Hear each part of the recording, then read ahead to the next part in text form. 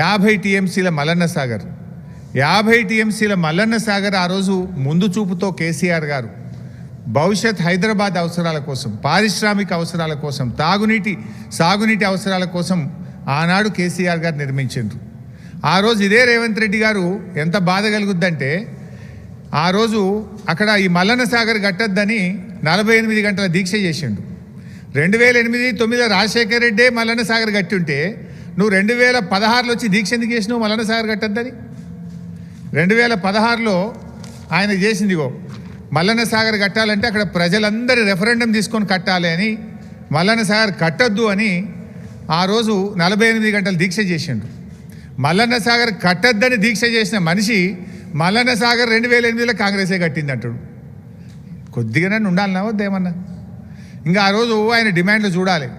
మల్లన్న సాగర్ కడితే దాని కింద 2 ఎకరాల పంట వండే భూమి ఇవ్వాలన్నట ఒక్కొక్క రైతుకు, ఎకరానికి 2 ఎకరాలు ఇవ్వాలన్నట. మరి నువ్వు మూసీ కింద ఏమిచ్చినావు? ఇప్పుడు నువ్వు మూసీ కింద మొన్న దాదాపు 300 ఇళ్ళు ఖాళీ చేయించినావు. మూసీ కింద 300 ఇళ్ళు ఖాళీ చేపిస్తే ఏమిచ్చిండు రేవంత్ రెడ్డి? నేను మాట్లాడుతుండు, మూసీకి అడ్డుపడతారా, మూసీకి అడ్డుపడి అభివృద్ధిని అడ్డుకుంటారా అన్నాడు. ఆ తెలివి నీది, అడ్డుకునే తెలివి నీది. ఆనాడు మల్లన్న సాగర్ కడితే కేసీఆర్ గారికి మంచి పేరు వస్తుందని, ప్రజలు బతుకుతారని, బీఆర్ఎస్ చరిత్ర పుటల్లో నిలబడుతుందని 48 రోజులు దీక్ష బట్టి ప్రజల్ని రెచ్చగొట్టినావు. నువ్వు 2 ఎకరాల సాగు భూమి ఇవ్వాలన్నావు, 5 అంతల పరిహారం ఇవ్వాలన్నావు.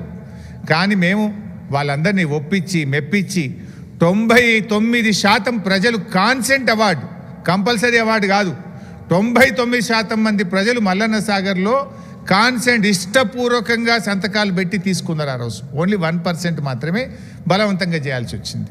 కానీ నువ్వు మూసీలో ఏం చేసినావు? మూసీలో మొన్న 300 ఇళ్ళు కూడా కొట్టినావు. నువ్వు కేసీఆర్ గారు కట్టించిన డబుల్ బెడ్రూమ్ ఇల్లు ఇచ్చిండు గంతే, ₹1 ఇయ్యలే వాళ్ళకు. ఆనాడు బీఆర్ఎస్ ప్రభుత్వం ఏమో శాశ్వతంగా వాళ్ళకి అమ్ముకునే హక్కులతో కూడిన 250 గజాల స్థలంలో డబుల్ బెడ్రూమ్ ఇల్లు కట్టించినాం. 7.5 లక్షల రూపాయలు 18 ఏళ్ళు దాటిన ఇంట్లో ఎందరుంటే అందరికీ మనిషికి 7.5 లక్షల R&R ప్యాకేజ్ ఇచ్చినాం. ఫ్యామిలీ హెడ్తో పాటు మగపిల్లలు ఆడపిల్లలు 18 ఏళ్ళు దాటితే 7.5 లక్షల ప్యాకేజ్ ఇచ్చినాం. వాళ్ళకు కూడా హౌస్ సైట్ ఇచ్చినాం. ఎన్నో చేసినాం మేము ఆ రోజు. ఈయన ఏం చేసిండు? కేసీఆర్ గారు కట్టించిన డబుల్ బెడ్రూమ్ ఇల్లు గరీబోళ్ళకి ఇచ్చినట్టు అసైన్మెంట్ ఇచ్చిండు గంతే. పాత ఇంటికి ₹1 ఇయ్యలే, R&R ప్యాకేజ్ ఇయ్యలే. 2013 చట్టం ఫాలో కావాలన్నాడు. మూసీలు ఎందుకు ఫాలో కాలే? ఈయన ఇంకొక చెక్ ఇచ్చిండు వాళ్ళకు, 25,000 చెక్ ఇచ్చిండు. ఎవరికి? మూసీలో ఖాళీ చేయించిన వాళ్ళకు. మీకు తొవ్వంట ఖర్చులు కానీ 25,000 చెక్ ఇస్తే ఇది బౌన్స్ అయిపోయింది. ఈ చెక్కులు బౌన్స్ అయినాయి. ఇది చెక్కు కాపీ, వాళ్ళు ఇచ్చింది బౌన్స్ అయిన చెక్కులు. వాళ్ళని మోసం చేసినావు నువ్వు. కానీ కేసీఆర్ గారు అద్భుతంగా దేశంలో ఎక్కడ లేని R&R కాలనీ మల్లన్న సాగర్లో కేసీఆర్ గారు కట్టించారు. మేమేమంటున్నాం? నువ్వు ఆనాడేమో దీక్ష చేసి ప్రాజెక్ట్ని అడ్డుకునే ప్రయత్నం చేసినావు.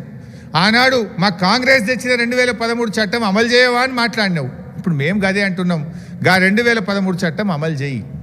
మూసీలో ఎవరినైతే ఇప్పటికే ఇండ్లు కూలగొట్టి నిర్వాసితులను చేసినావో వాళ్లకు 2013 చట్టం ప్రకారం దాన్ని అమలు చేయమని మేము అడుగుతున్నాం. నువ్వు అడిగిందే మేము అడుగుతున్నాం. మరి మేమేమో న్యాయం అడిగితే అడ్డుకుంటామన్నావు. మరి ఆ రోజు నువ్వు చేసింది ఏంది? అడ్డుకోవడమేనా? దానికి నువ్వు ఇచ్చే సమాధానం ఏంది? నువ్వు ఎన్ని కుట్రలు చేసినా ఆ రోజు కేసీఆర్ గారు ఒక దీక్షతో ఆయన ప్రయత్నం చేసిండు, మల్లన్న సాగర్ కట్టిండు. కనుకనే ఇవాళ మల్లన్న సాగర్ తెలంగాణకు గుండెకాయ అయింది. మల్లన్న సాగర్ హైదరాబాదుకు, రైతాంగానికి ఒక వరంలాగా మారింది. మల్లన్న సాగర్ కాళేశ్వరంలో భాగం కాదా? మల్లన్న సాగరే లేకపోతే నీకు ఎక్కడి 20 టీఎంసీలు? నువ్వేదో పెద్ద పోజులు కొడుతున్నావు, నోరుంది కదా అని రెచ్చిపోతున్నావు.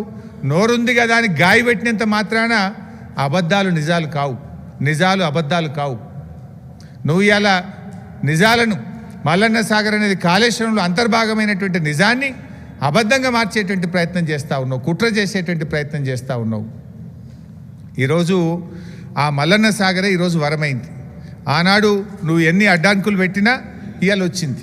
ఇప్పటికైనా వైఎస్ఆర్ కట్టిండు, మేమే కట్టినాం, ఏలంపల్లి కట్టినాం, మల్లన్న సాగర్ కట్టినాం అనే పిచ్చి మాటలు మాని క్షమాపణ చెప్పు, నిజాలు ఒప్పుకో. నువ్వు ఇవాళ కాళేశ్వరం ప్రాజెక్టు ఉంది కనుకనే ఇవాళ హైదరాబాద్కు మంచినీళ్ళు వస్తున్నాయి. మూసి ఇవాళ శుద్ధి చేసే కార్యక్రమం జరుగుతుందంటే అది కాళేశ్వరంలో అంతర్భాగమైనటువంటి విషయాన్ని కూడా ఆయన గుర్తుపెట్టుకోవాల్సిన అవసరం ఉంది.